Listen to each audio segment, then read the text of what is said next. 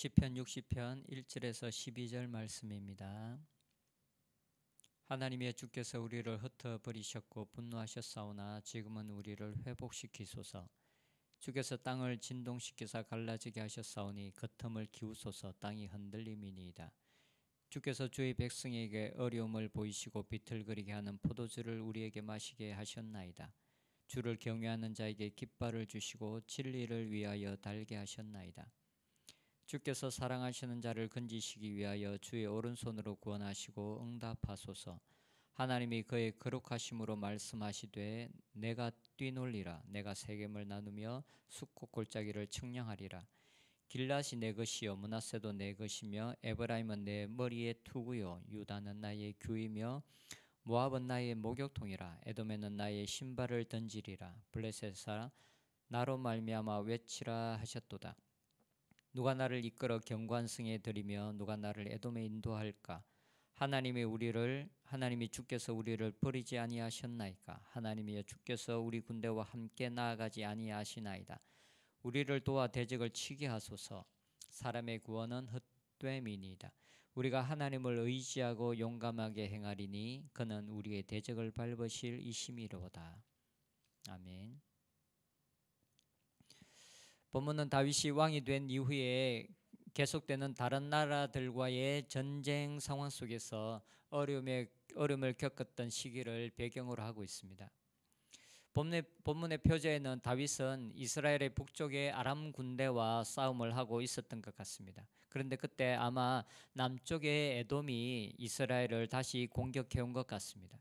그래서 이스라엘의 싸움이 굉장히 힘든 상황이 되었던 것 같고 전쟁에서 패하는 경험을 하기도 한 것 같습니다. 구체적인 그 당시의 상황이 성경에 기록되어져 있지 않기 때문에 정확하게 알 수는 없습니다. 하지만 다윗은 세 가지 단어를 사용하여서 그 당시의 상황을 말하고 있습니다. 1절에 보면 하나님이여 주께서 우리를 버려 흩으셨고 분노하셨사오나 지금은 우리를 회복시키소서. 하나님께서 우리를 버리셨다. 그리고 하나님께서 우리를 흩으셨다. 그리고 분노하셨다라고 말하고 있습니다. 다윗은 지금 자신들의 상황이 굉장히 어려운 이 상황이 된 것은 하나님께서 자신들에게 진노하셨기 때문이라고 말하고 있습니다.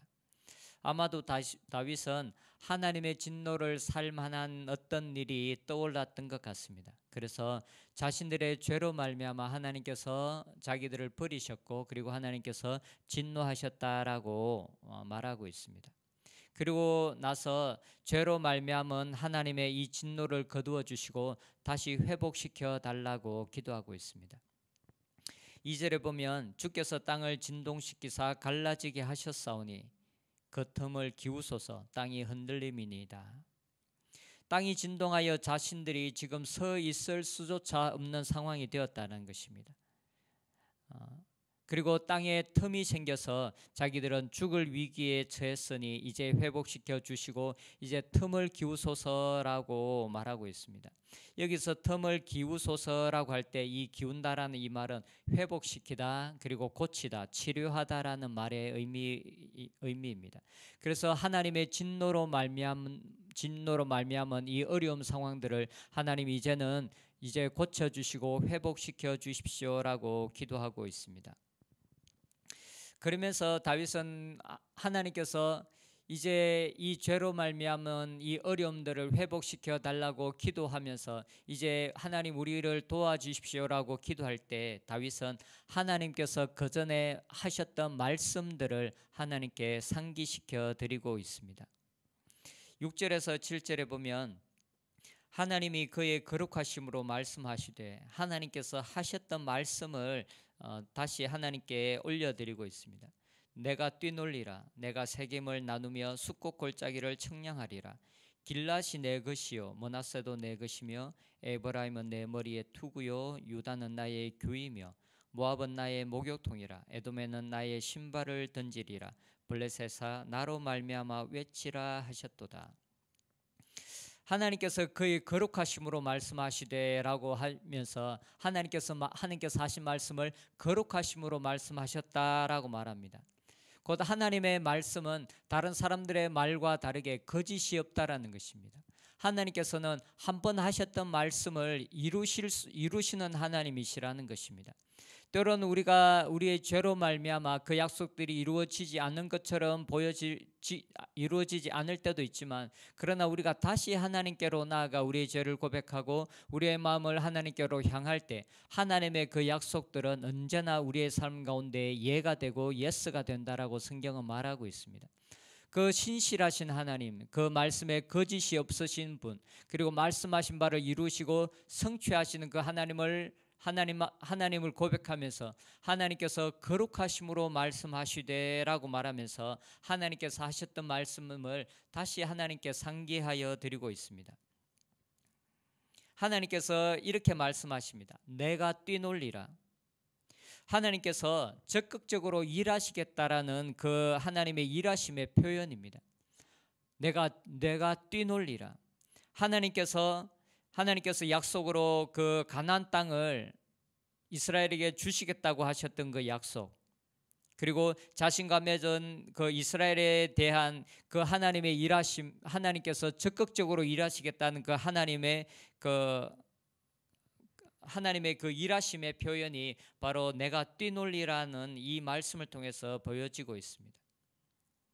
이것은 하나님께서 우리 각자에게 하시는 말씀이기도 합니다.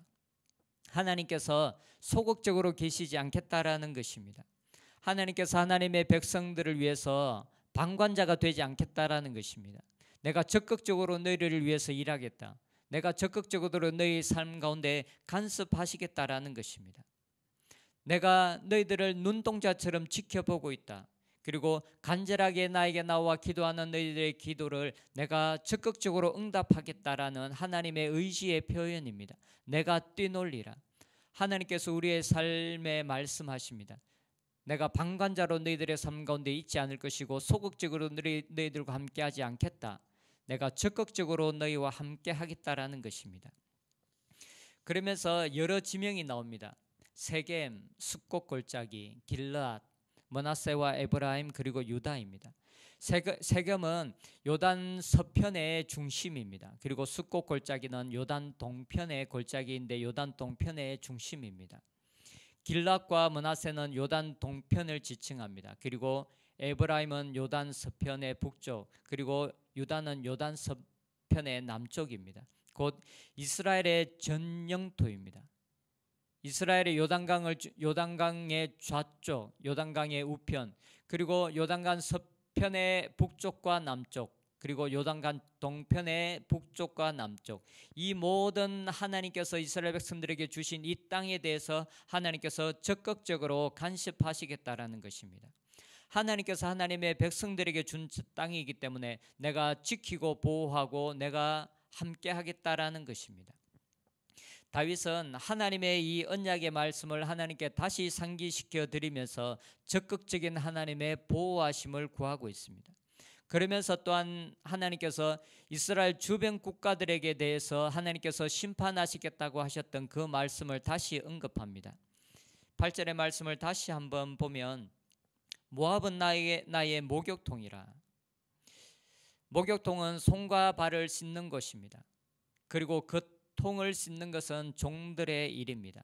곧 이 모압은 나의 목욕통이라는 이 말을 통해서 이 모압이 다윗의 통치 안에 들어갈 것임을 말해주고 있습니다. 그리고 에돔은 나의 신발을 던지리라.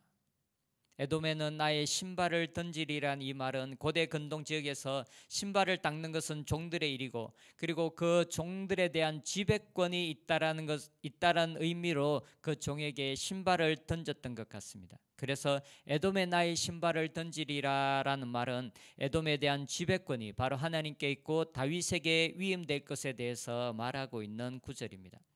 그리고 블레셋아 나로 말미암아 외치라 하셨도다. 이 말은 이스라엘이 블레셋을 침공함으로 말미암아 블레셋이 고통 중에서 외치게 되고 고통 중에 부르짖게 될 것에 대한 말씀입니다. 그래서 하나님께서 모압에 대해서, 그리고 에돔에 대해서, 그리고 블레셋에 대한 지배권을 하나님께서 선포하셨고, 그리고 그 지배권을 다윗에게 위임할 것이라는 이 말씀이 이미 다윗에게 주어졌던 때입니다. 다윗은 하나님께서 이스라엘을 보호하시겠다는 하나님의 약속, 그리고 그 주변 나라들에 대한 지배권이 하나님께 있고, 그리고 그것이 자신에게 위임될 것에 대한 이 말씀을 다시 하나님께 상기하여 드리고 있습니다. 왜 그렇습니까? 왜냐하면 하나님께서 그분의 약속을 지키시는 분이기 때문에 그렇습니다. 하나님은 그분의 말씀에 너무나 신실하신 분이기 때문에 그렇습니다. 그래서 그 약속을 하나님 앞에 올려드리면서, 하나님, 이 말씀대로 일하여 주십시오, 이 말씀을 이루어 주십시오라고 요청하고 있습니다. 그러면서 다윗은 이 전쟁이 오직 하나님께 속한 것임을 고백합니다. 11절 12절에 우리를 도와 대적을 치게 하소서. 사람의 구원은 헛됨이니이다. 우리가 하나님을 의지하고 용감하게 행하리니 그는 우리의 대적을 밟으실 이심이로다. 하나님께서 때로 사람들을 구원의 손길로 보내시기도 하지만 궁극적인 구원은 오직 우리 하나님 한 분에게만 있습니다. 하나님께서 사람을 사용하시기도 하시지만, 그러나 궁극적인 구원자는 오직 우리 하나님 한 분밖에 없습니다. 우리가 의지해야 할 분, 우리가 간구해야 할 분, 우리의 시선을 두어야 할 분, 그분은 오직 하나님 그분 한 분밖에 없습니다. 다윗은 하나님께서 자기와 함께 하실 것을 믿고 자신은 용감하게 행하겠다라고 말합니다. 우리가 하나님을 의지하고 용감하게 행하리니. 이제까지 그는 경험을 통해서 알고 있었습니다. 하나님은 그분을 찾는 자들과 함께 하시는 하나님이시라는 것을. 그리고 다윗은 하나님의 성품을 알고 있었습니다. 하나님은 자신을 의지하는 자들을 위해서 일하시는 하나님이시라는 것을. 그래서 다윗은 이제까지 경험을 통해서 하나님을 알았고 하나님의 성품을 알았기 때문에 다윗에게는 담대함이 있었습니다. 하나님께서 그와 함께 하실 것을 알았기 때문에 그렇습니다. 담대함은 어떨 때 생기는 것입니까? 우리의 마음속에 있는 용감함, 용기는 언제 생기는 것입니까? 하나님께서 우리와 함께 하신다는 것을 알 때 생기는 것입니다. 하나님께서 우리와 함께 하신다는 것을 우리가 확신할 때 우리의 마음속에 담대함이 생기는 것입니다. 우리의 마음속에 이 담대함이 있었으면 좋겠습니다. 우리가 행하는 것, 우리가 행하는 모든 일에 우리가 하나님을 의지하였다면, 우리가 그리고 하나님과 함께 하였다면 하나님께서 우리와 함께 하십니다. 하나님께서 우리의 삶을 책임지십니다. 우리가 그것을 알 때 우리의 마음속에 담대함이 생깁니다. 우리의 마음속에 불안과 두려움이 아니라 우리가 하나님의 뜻을 행함으로 살아갔고 하나님을 경외하는 삶을 살았기 때문에, 그리고 하나님께서 우리와 함께 하시는 것을 알므로 인한 담대함이 우리의 마음속에 있었으면 좋겠습니다. 기도하겠습니다. 하나님을 경외하는 삶을 살아가게 하여 주시옵소서. 하나님의 말씀이 우리와 함께하는 삶을 살아가게 하여 주시옵소서. 그래야 우리의 마음이 두렵고 떨림이 아니라 담대함으로 살아가게 하여 주시옵소서. 주님께서 우리와 함께 하시는 것을 알 때, 내가 주님의 길을 걸어가는 것을 알 때 우리의 마음속에 담대함이 있습니다. 하나님, 이 담대함으로 살아가는 저희들이 되게 하여 주시고, 우리가 주님과 동행하며 살아갈 때 실제로 하나님께서 어떻게 우리와 함께 하시는지를 경험하며 살아가게 하여 주시옵소서. 예수님의 이름으로 기도드립니다. 아멘.